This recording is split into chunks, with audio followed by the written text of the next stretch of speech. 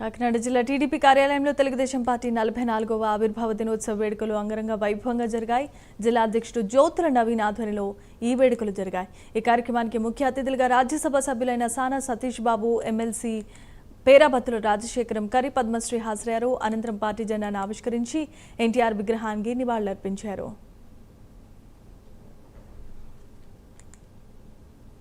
Telugu Desam party 44వ ఆవిర్భావ దినోత్సవం సందర్భంగా మా జిల్లా పార్టీ ఆఫీసులో జిల్లా నాయకులు, జిల్లా అధ్యక్షులు జ్యోతుల నవీన్ గారు, అలాగే ఎమ్మెల్సీ రాజశేఖర్ గారు, పద్మశ్రీ గారు, మా ముఖ్య నాయకులు చిక్కాల రామచంద్ర గారు, మహాసాన్ రాజేష్ గారు, మౌళి నరుకుతు వెంకటేశ్వర, పిల్లి అనంతలక్ష్మి గారు అండ్ మన పిల్లి సత్యబాబు గారు, డాక్టర్ గారు అందరితో కలిపి ఈ ఆవిర్భావ సంబరాలు చేసుకోవడం జరిగింది.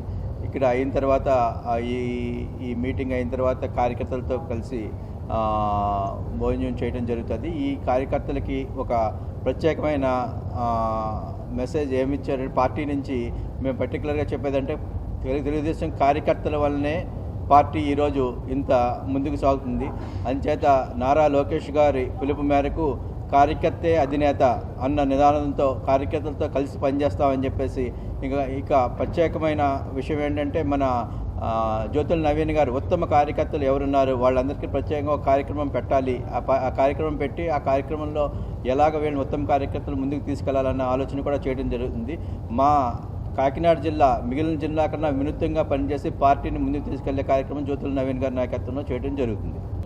44 వసంతాలు పూర్తి చేసుకున్న సందర్భంలో మేమందరూ కూడా ఆవిర్భావ దినోత్సవం ఘనంగా చేసుకోవడం జరిగింది. దాంట్లో ముఖ్య అతిథులుగా సానా సతీష్ గారు, రాజశేఖర్ గారు, పద్మశ్రీ గారు అండ్ మౌళి గారు, సత్యబాబు గారు, ఉన్న పెద్దలందరూ కూడా, చిక్కల రామచంద్ర గారు అందరూ కూడా రావడం జరిగింది.